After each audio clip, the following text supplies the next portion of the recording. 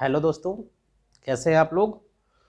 उम्मीद करता हूं कि सब लोग अच्छे होंगे और अपने अपनी जगह पे सब लोग लगे हैं ढंग से, जहां जिसको मेहनत करनी है। तो मैं एक छोटा सा टॉपिक कवर करने वाला हूं आज, जो कि बहुत ही इम्पोर्टेंट है और वो हर एग्ज़ाम में लगभग एक क्वेश्चन दो क्वेश्चन पूछा ही जाता है। ख़ास तौर से जो लेखपाल की परीक्षा होनी है उसमें एक क्वेश्चन या दो क्वेश्चन निश्चित ही पूछा जाएगा। तो एक जो छोटा सा टॉपिक है मैं इसके अंतर्गत कवर करने वाला हूँ, क्षेत्रफल।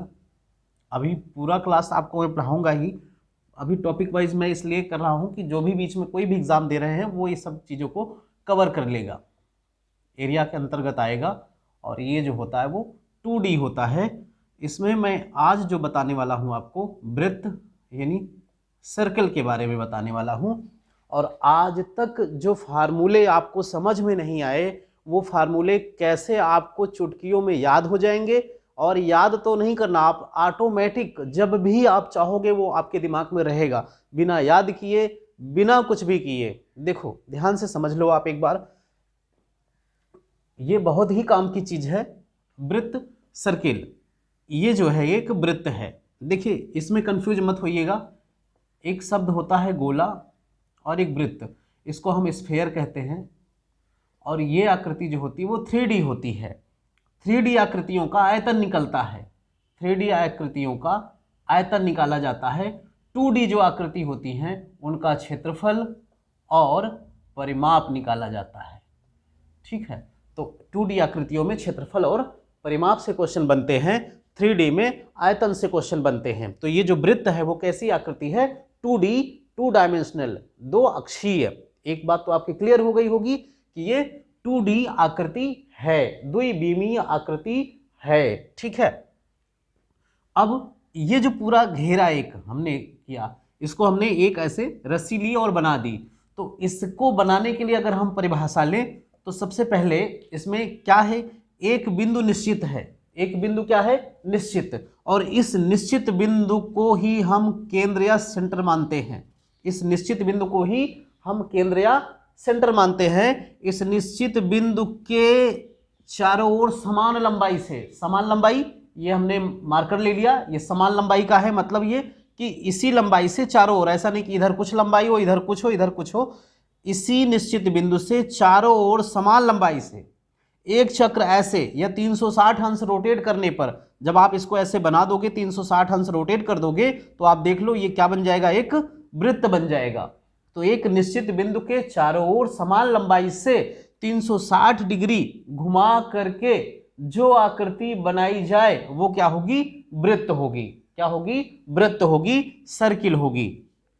इसको हम केंद्र को O से डिनोट कर रहे हैं। और जो यहां पर एक लंबाई हमने ली, जो हमने कहा समान लंबाई, समान का मतलब चाहे यहां पे बात हो जाए चाहे यहां पे बात हो, कहीं पे बात होगी वो समान होगी। इसको हम R से डिनोट कर रहे हैं। समान है इसका मतलब ये हर जगह क्या होगा, R होगा।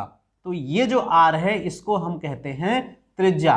ध्यान से समझिए, अभी जो मैं फार्मूले और बताने वाला हूं वो आपने बहुत प्रयास किए होंगे, आपके गलत हो जाते होंगे या याद नहीं होते होंगे या समझ नहीं पाते होंगे, उन पे क्वेश्चन बहुत बनते हैं और चुटकियों में आपके क्वेश्चन सॉल्व हो जाएंगे। ठीक है, ये मैं दावा करता हूं। ये हो गया आपका त्रिज्या। ये जो समान लंबाई थी इसी को अगर यहां से यहां तक, मतलब ये जो बाहर है इसको हम बोलते हैं परिधि। ये जो बाहर का घेरा है इसको हम क्या बोलते हैं, परिधि। अन्य फिगरों में 2D में इसी को हम परिमाप भी कहते हैं, पेरीमीटर। ठीक है, इसको हम पेरीमीटर या परिमाप भी कह सकते हैं। तो ये परिधि है वृत्त के केस में। परिधि क्या है, ये जो लंबाई है, ये जो बाहर देख रहे हैं आप, अगर हम इसको ओपन कर दें, ये जो आपका वृत्त है इसको अगर हम ओपन कर दें तो ये ऐसे ओपन हो जाएगा। अगर एक रस्सी को हम ऐसे जमीन पे ऐसे घुमा करके बना दें तो वृत्त बनेगा, उसको ओपन कर दें तो लंबाई में बन जाएगा। ठीक है, तो ये परिधि है। अगर ये परिधि ओपन हो जाए, ये परिधि ओपन हो जाए तो ये बनेगी कितनी, 2πr। इसकी जो लंबाई है वो कितनी होगी, 2πr। जो इसकी लंबाई है वही इस वृत्त में जो घेरा गया है ऐसे, उसकी भी लंबाई, यानी ये परिधि होगी कितनी, 2πr। r क्या है, त्रिज्या। पाई क्या है, कांस्टेंट। कांस्टेंट माने इसका मान हमेशा आपको 22/7 रखना है, ये कांस्टेंट है। तो जो परिधि होगी और यहां से यहां तक अभी हमने क्या बताया कि ये जो परिधि है टोटली किस पे डिपेंड कर रही है, आर पे यानी त्रिज्या पे। तो परिधि किस पे डिपेंड करेगी, त्रिज्या पे। त्रिज्या पे डिपेंड करने का मतलब क्या हो गया कि त्रिज्या बढ़ेगी तो परिधि बढ़ जाएगी, त्रिज्या घटेगी तो परिधि घट जाएगी। ठीक है, यहां से यहां तक देखिए ये त्रिज्या और ये त्रिज्या, यहां से यहां तक दूरी समान, यहां से यहां तक दूरी समान है, तो यहां भी दोनों आर हो जाएंगे। आर प्लस आर को जब जोड़ देंगे तो ये बन जाएगा आपका 2r, और इसी 2r को हम d कहते हैं, डायमीटर इसको हम व्यास कहते हैं, इसको हम व्यास कहते हैं, यानी त्रिज्या का दुगना व्यास होता है, त्रिज्या का दुगना व्यास होता है। परिधि पर एक सीधी रेखा, जो सबसे लंबी रेखा होगी, कहीं से भी आप सीधी खींच दीजिए, कहीं से भी ऐसे, तो ये एक बिंदु से दूसरे बिंदु को जो मिलाएगी वो कैसी होनी चाहिए, कैसी होनी चाहिए, सबसे बड़ी। इस वृत्त के बीच में खींचे जाने वाली कहीं भी सबसे बड़ी रेखा जो भी खींची जाए, जो केंद्र से होकर के गुजरे, जो केंद्र से होकर के गुजरे, वो आपका डायमीटर, वो व्यास होगा, और व्यास आपके 2r के यानी 2 गुणे त्रिज्या के बराबर होता है। तो इसको फार्मूले को थोड़ा सा और भी आप अगर मोटिवेट करना चाहें, थोड़ा सा और चेंज करना चाहें, तो यहां पे हम लिख सकते हैं पाई, ये 2r और 2r को हमने लिख दिया d, तो यहां पर आप लिख सकते हैं पाई d। जो आपकी परिधि है वो आप चाहे 2 पाई r कहो और चाहे पाई d कहो, बात एक ही है। एक चीज दोस्तों आपका क्लियर हो गया होगा, तो कमेंट में यस करिए कि ये आपकी परिधि से संबंधित, त्रिज्या से संबंधित, व्यास से संबंधित चीजें क्लियर हो गई। अब मैं इस पे बताता हूं कि छोटे छोटे क्वेश्चन कैसे बन जाते हैं। किसी वृत्त की त्रिज्या को 2 गुना कर दिया गया, किसी वृत्त की त्रिज्या को 2 गुना कर दिया गया, तो पूछता है कि व्यास कितना गुना बढ़ जाएगा, कितना गुना हो जाएगा, व्यास पूछ लेगा या फिर परिधि पूछ लेगा। तो दोस्तों ध्यान क्या रखना है कि त्रिज्या पे परिधि डिपेंड करती है, त्रिज्या पे ही व्यास डिपेंड करता है।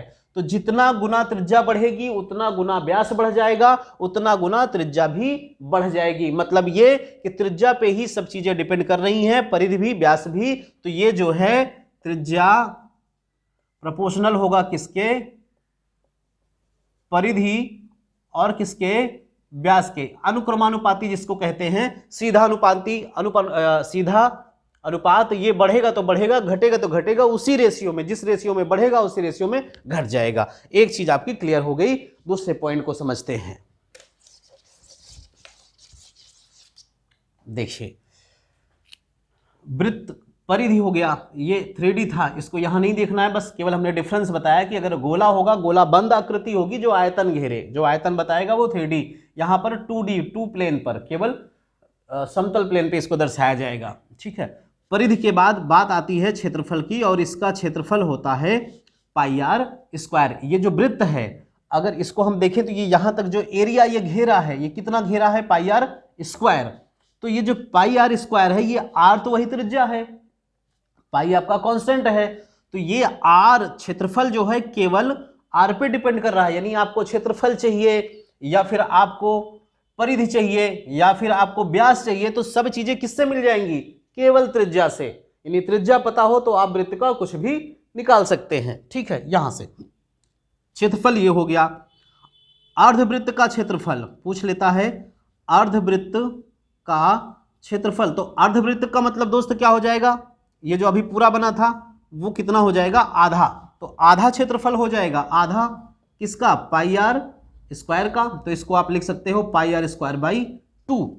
अर्धवृत्त का व्यास, अर्धवृत्त का परिमाप, अर्धवृत्त का परिमाप। तो परिमाप हमने अभी आपको बताया कि ये जो है 2 पाई आर है। परिमाप क्या है, किसी भी आकृति की बाह्य, किसी भी आकृति को घेरने में बाहर की जो लंबाई लगे, किसी भी आकृति को घेरने में बाहर की जो लंबाई होगी वही संपूर्ण लंबाई क्या होगी, परिमाप। बाहर की लंबाई हमने कहा है। ठीक है, अगर इसको देखा जाए तो बाहर से घेरने में ये लगेगा रस्सी, अगर हम एक रस्सी से घेरें तो ये लगेगा।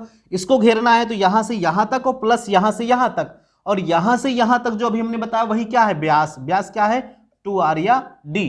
और ये कितना था अभी, 2 पाई r तो पूरा था, आधा बन गया तो कितना हो गया, इसको कैंसिल करेंगे तो आ जाएगा पाई आर। तो अर्धवृत्त का जो परिमाप होगा वो दोस्त कितना आ जाएगा, यहां से आ जाएगा पाई आर प्लस ये भी वैल्यू कितनी होगी आर और आर 2r, आर आप कॉमन ले सकते हैं, यहां से बन जाएगा पाई प्लस 2। ये किसका हो गया? अर्धवृत्त का परिमाप, बहुत ही इंपॉर्टेंट। इसके बाद जब मैं चल रहा हूं, अब वो टॉपिक आपको बताऊंगा जो लोगों को कंफ्यूजन करता है, क्वेश्चन गलत करा देता है और उससे क्वेश्चन जनरली पूछे जाते हैं। देखिए एक क्वेश्चन ये आता है, ये आपका वृत्त बन गया, मैं क्वेश्चन कराऊंगा, अगले वीडियो में क्वेश्चन भी कराऊंगा। ये आपका केंद्र हो गया और यहां से यहां तक ये त्रिज्या है, ये त्रिज्या, ये एंगल थीटा है, ठीक है। इसको हम चाप बोलते हैं। ये यहां से यहां तक पॉइंट ए से बी तक, इसको हम चाप की लंबाई कहते हैं। अब इसमें दो क्वेश्चन बनता है, इस चाप की लंबाई क्या होगी? एक तो क्या, चाप की लंबाई। तो आप दोस्त देखो ये जो लंबाई है ये क्या है? इस परिधि का टुकड़ा है, थोड़ा सा इस परिधि का क्या है? टुकड़ा। कितना टुकड़ा है? ये जो टुकड़ा है ये किस पे डिपेंड कर रहा है? थीटा पे। थीटा छोटा हो जाएगा तो परिधि छोटी हो जाएगी, थीटा बड़ा हो जाएगा तो आप बताओ, थीटे को हम बड़ा कर दें ऐसे, यहां पर इसको और बड़ा कर देंगे तो ये बढ़ जाएगा, थीटा जो है मतलब कोण अगर बड़ा हो जाएगा तो ये चाप आपका बड़ा हो जाएगा। तो डिपेंड किस पे कर रहा है? थीटा पे। अब ये जो थीटा है, आपको अंश हर थोड़ा सा पता होना चाहिए, अंश और हर। अंश जिसकी बात होती है, हर होता है संपूर्ण मान, हर होता है संपूर्ण मान। तो यहां से यहां तक एक चक्कर काटने में संपूर्ण कोण घूमा जाएगा, वो कितना? 360। और जो यहां पे एंगल है वो कितना है? थीटा। यानी ये थीटा की बात कर रहा है कितने में से? 360 में से। अब लंबाई निकालनी है, मतलब ये निकल गया कि ये एरिया जो है वो कितना होगा? थीटा पे डिपेंड करेगा, जो भी थीटा होगा 360 में से उस पे डिपेंड करेगा। अब निकालना क्या है? ये लंबाई, यानी ये लंबाई क्या थी? 2 पाई आर, इसमें से कुछ हिस्सा, तो 2 पाई आर में से कितना हिस्सा? 2 पाई आर में से कितना हिस्सा? थीटा हिस्सा। अगर हम कहते पूरा लेना है तो पूरा एंगल, अगर आप ये कहते हैं हमें पूरा लेना है तो आप जो थीटा बना रहे थे वो जो थीटा ऐसे कोण बनेगा वो कितना बन जाएगा? 360 अंश। तो आप 360 में से 360 ले लोगे और 2 पाई आर ये कैंसिल होके आपकी परिधि आ जाएगी। सपोज करिए आप ऐसा कर लें, यहां पर आधा लेना है तो आधा कितना हो जाएगा? एंगल जो यहां आधा बन रहा है 180 अंश, तो 180 बटे 360 2 पाई आर, ये 2 बार कट जाएगा और ये आ जाएगा पाई आर। तो अभी हमने क्या बताया, ये कितना आ जाएगा आपका? पाई आर। तो यहां से ये निकल आएगा पाई आर, यानी चाप की लंबाई आपकी कितनी हो जाएगी? पाई आर। पहले कितनी थी? 2 पाई आर, अब आधी हो गई तो बच गया 1 पाई आर। तो इसी तरह से ये थीटा होगा। थीटा आपको पता होगा तो आप बता देंगे कि इस चाप की लंबाई क्या होगी, ठीक है। इसमें थीटा पता होना चाहिए और क्या पता होना चाहिए? त्रिज्या। और अगर ये पूछ ले कि इसका क्षेत्रफल क्या होगा, अगर ये पूछ ले इसका क्षेत्रफल क्या होगा, तो इस त्रिज्यखंड का जो क्षेत्रफल होगा, क्षेत्रफल निकालना है तो दोस्त वही करना है, ये इसी बात पे डिपेंड कर रहा है, थीटा पे ही। और ये थीटा कितने में से? 360 में से। पूरा 360 में से थीटा बना रहा है, ये जो क्षेत्रफल बना रहा है वो थीटा पे डिपेंड करेगा। तो क्षेत्रफल निकालने के लिए इसका क्षेत्रफल कितना? पाई आर स्क्वायर।